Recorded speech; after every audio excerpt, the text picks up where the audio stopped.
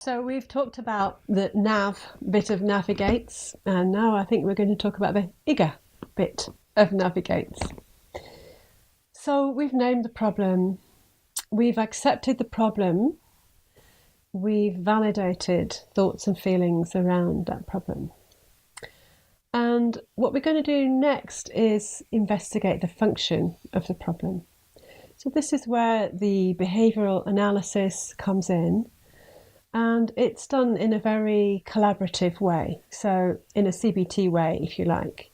So with the consent and cooperation of the client, we're going to really look at triggers for a specific sequence of behaviour. So when did you last shout at your mum? Oh, it was Wednesday. Let's look at that incident. Let's see what thoughts, feelings, behaviours, body sensations you were having, what was the trigger event for that, how did that change after you shouted. We'll find a lot of negative reinforcement in there, so we'll find a lot of relief, escape, avoidance in there. We might find positive reinforcement that it actually feels good in some way. So we are beginning to understand the problem ourselves, we're helping our client understand the problem, and we're also looking at the explanation, if you like, the scientific explanation for why that problem stays there, using this idea of reinforcement, strengthening behaviour. So this will be new to our client because they will only be aware of the negative effects of the problem, perhaps.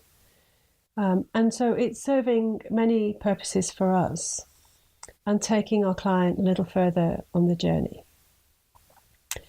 I'll just go back to V for a minute. V can also stand for values. So at this point, we want to be setting some goals. That's the G. So based on the client's values and goals, we also want to start a parallel piece of work, which is going to run at the same time as the behaviour analysis and change. And this piece of work is really clearly laid out in ACT, where we ask the person what gives meaning and purpose to your life. When you're 80 and everyone comes to your 80th birthday party, makes a speech about you, what would you want them to hear?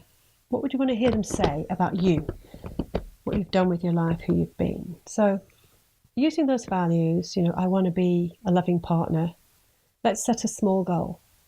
I'm going to spend time with my partner, maybe half an hour a day, just for them. So values and goals are very tied up, and they're very important because getting rid of problems isn't just the business we're in.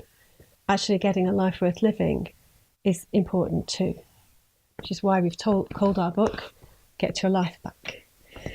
So I hope you'll stay tuned in and listen to the next clip about what happens next.